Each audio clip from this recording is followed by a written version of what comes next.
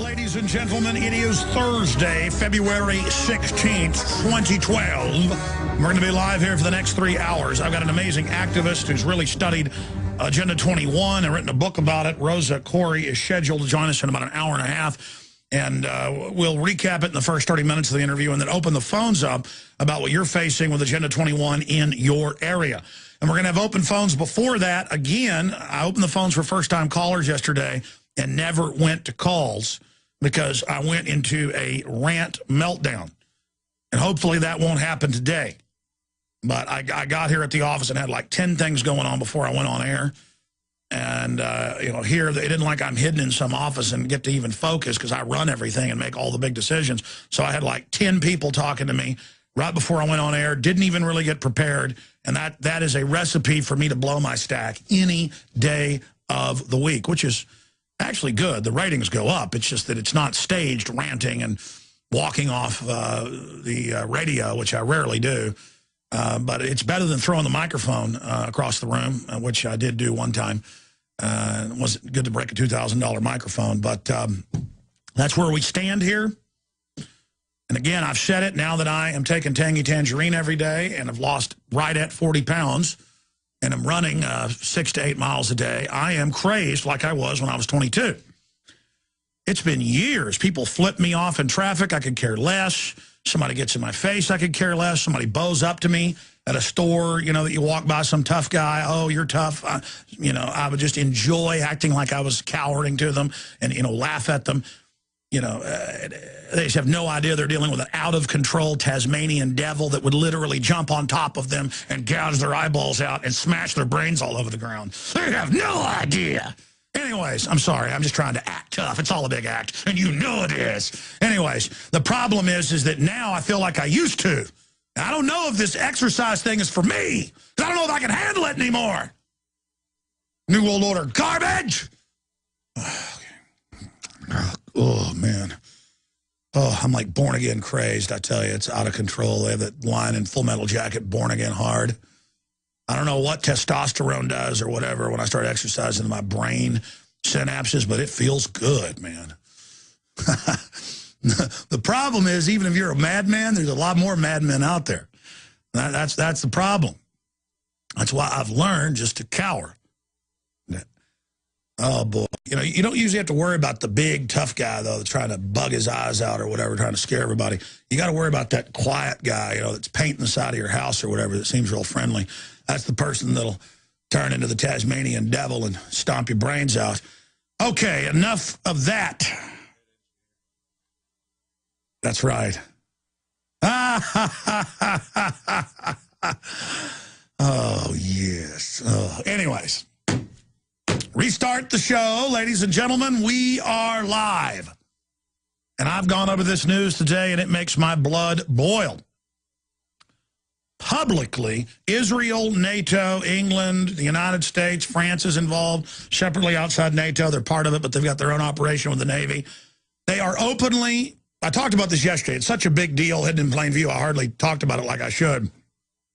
The New York Times, the Associated Press, they're all running around saying Iran is going to blow up stuff in New York or Chicago or Dallas or L.A. They see D.C., all the big cities are targets, and they think Iranian teams are here and are about to attack the United States.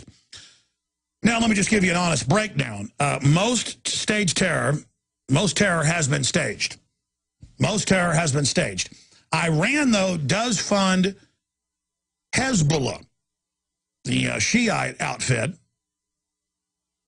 and they usually do launch proxy attacks. But if they do counterstrike, they normally hit military targets, like blowing up the Marine Corps barracks or attacking shipping. And that's always been their MO. And that's why when the media 4 months ago, 3.5 months ago, announced, oh, my gosh, there was a plan for the Iranians through a used car salesman pothead to kill, using a Mexican drug gang, the Saudi ambassador in D.C. That's why you saw former Bush administration people, Clinton people, Colonel Schaefer, countless experts came out. Bob Baer, the big CIA black op commander, and they said this is not the Iranian secret police. This is not Iranian intelligence. This is not Iranian commandos. This is not them. They would not use a used car salesman pothead in Mexican drug gangs that are run by the U.S. publicly. That is not ever going to happen. This is fake. And the New York Times even had to admit it was fake. And that was pulled back. Now, that said, I didn't just believe the Israeli newspapers. I went and looked it up in the Iranian Farsi news agency and Press TV, which is their English version of government-run media, or government-sponsored, to be technical. And I went and looked, and indeed, the head of their intelligence bureau over their parliament, they've got their Islamic council and so of everything, and then they've got their regular government, and they got their elected president, who's approved by the mullahs, though, so it's kind of like, yeah, you can vote for who we say you can vote for. Kind of like here now. And that's Ahmadinejad. And he did indeed say, if you attack us, we will hit you in Tel Aviv and in New York. Because I don't just believe it when I see it in Israeli or U.S. paper. You know, Ahmadinejad says he'll wipe Israel off the map and nuke them. And then the actual quote is, we're going to drive the Zionist regime out. Which is similar to that, but it's saying that political system. Whatever. Okay, I don't have a dog in this fight. I don't want to have World War III. I'm tired of being drug into foreign entanglements. I don't like them taking people's businesses to give financial aid and money to over 160 countries. I'm sick of it all.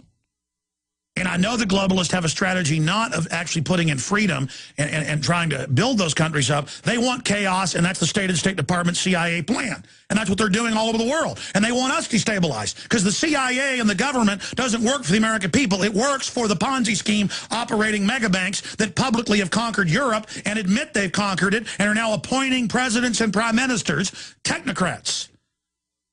You know, Hillary doesn't want to be president of the U.S., she said. She's always such a liar, it makes me, you know, say, well, she must want to be. No, no, no. She wants to be the head of the World Bank because that's more important because then you get to appoint the presidents and prime ministers of Europe. There are 3 countries in Europe now, and the big one, of course, is Italy, where they appoint the leader. The bankers do. And they call it a world government, a new world order, The Economist magazine, and says, yeah, it's unelected. It's the new technocracy. Gee, aren't we lucky we've got them? World government, technocracy, unelected. The government says they're putting troops on the streets. Hundreds of drills going on as we speak, training everybody for full military occupation. CIA and local threat fusion centers, totally illegal, total takeover. Everything we said coming true.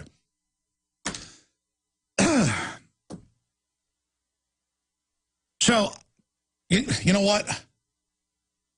One of 3 things is going on, and there's subderivatives of every one of them. The West is going to stage terror attacks and blame it on Iran. Iran is going to shift gears and start attacking through proxies in other parts of the world. And it's crazy if they attack Israel or the United States. I mean, that's just an absolute death wish.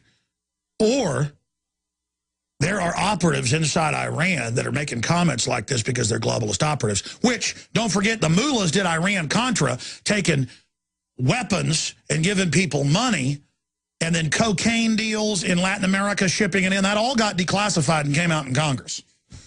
That's what Iran-Contra was.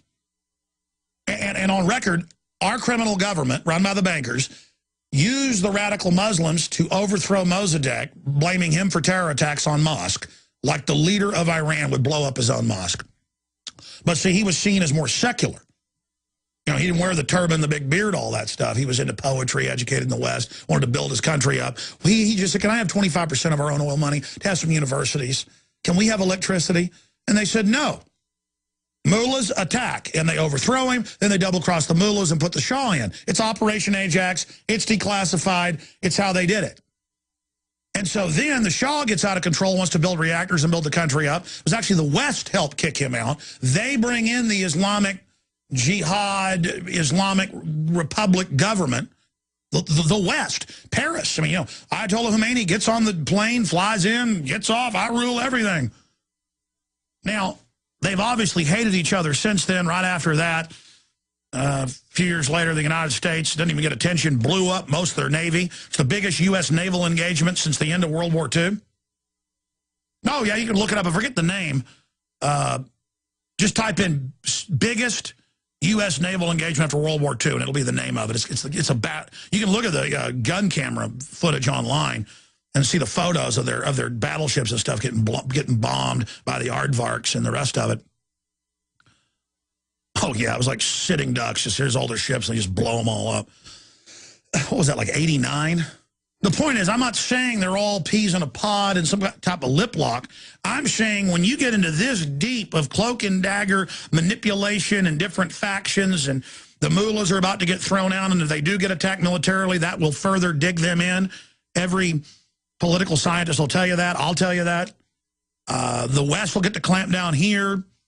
That's why the CFR report is so chilling from a month ago that leaked out that... one of our guests was talking about, Dr. Monteith, is that CFR says we're going to attack them with a small attack, and then we're going to let them attack us. And that sounds like the West will even blow it up themselves, blow some stuff up, use that to clamp down on us, forget about the banking crisis, they get to pose as saviors, small attacks on the mullahs, and the whole thing's staged. And there's a very good chance, I got to tell you, I think that at a certain level is what's going on. And the poor idiots out there who are mainstream educated, they don't even know it's admitted al-Qaeda was created by the West, is being put in charge everywhere, and that these Shiite mullahs were put in power by the West, and that whole revolution was fake, and the taking of the hostages was fake, and all of that even came out. It's all there, but nobody knows it. All right, so I've been ranting about Iran here, and all of us are going to lose liberties. They're lined up the military for the streets of America. They've lined up the TSA already on the streets of America. They're telling the police, get ready for martial law. This is all now public. And I talked about this some in a YouTube video I shot and posted this morning right when I woke up, kind of an angry video. My parents, I was over at their house the other night for Valentine's Day dinner. And they're like, read this, letters at 3 a.m. article out of the Chronicle. And all the Chronicle is here in Austin is a weekly tabloid run by a globalist that poses as a liberal who supports all the land grabbing, NAFTA highways, every form of tyranny you can imagine, and a bunch of porno ads. And I'm just like, I don't want to see it. They're like, no. They admit, letters at 3 a.m. The article's called "It Came from the White House," and they're admitting that Obama is the one that really sponsored the NDAA, and that he deceived everybody, and that he's a tyrant, and that the liberals not going to vote for him anymore. And actually, the guy that writes the letters at 3 a.m., is one of the better writers in there that I've actually read. But it's just to read these addled children, and then people think because it's in a magazine or it's in paper form that, oh, let's bow down to it, because these people always have these little fake word flourishes and act like they're real intelligent. Of course Obama's evil. He reads off a teleprompter. He's funded by Goldman Sachs and J.P. Morgan. I'm not going to play games with you people anymore who put on affected NPR voices. I was watching the Hurt Locker director's cut where they're talking over it, and they all have these simpering fake NPR voices. And I could tell it was all Pentagon propaganda. And then there's a part where they've, they're letting the insurgent die, and they shoot him a couple times. And they didn't comment on that, but they kind of made these little enjoyment snorts during it that, oh, we're not going to comment on how we put in the film that our troops kill wounded. Because they were embedded over there and actually shot it in the Middle East, and they're in on the little goody-good. And now they're going to put out the Department of Defense and Navy SEAL movie about the killing of bin Laden. I just can't handle it anymore. I see right through all of them. And I'm so sick of people posing. Maybe if people would pay more attention to me. I mean, I guess they do. We are the #1 alternative show in the world now. Many claim it. We have all the proof. Just an evidence of liberty rising. Maybe I should wear like a big gold crown like the Queen of England on the show. And then throughout the show ask people, well, don't think I'm kooky for wearing a gold crown. I mean, you bow down to the Queen of England, and women have teacups with her on it and little paintings of them hanging in their houses here in America.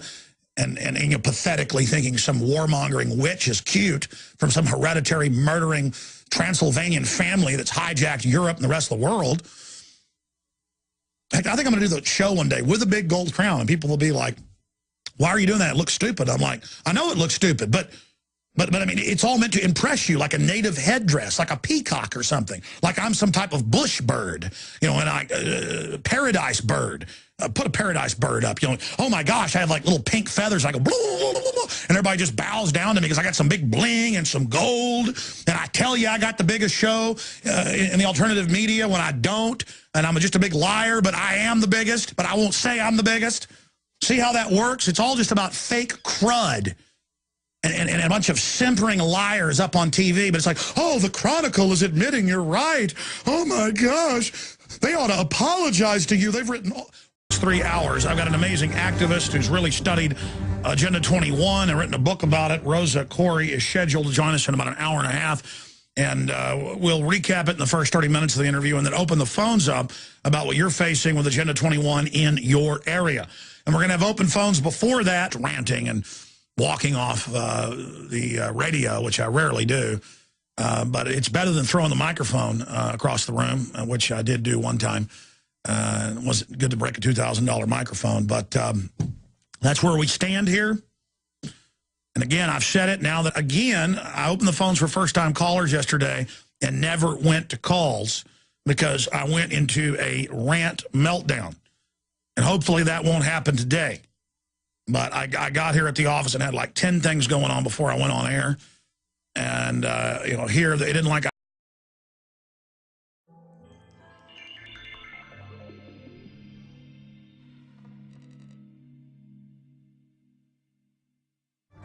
Ladies and gentlemen, it is Thursday, February 16th, 2012.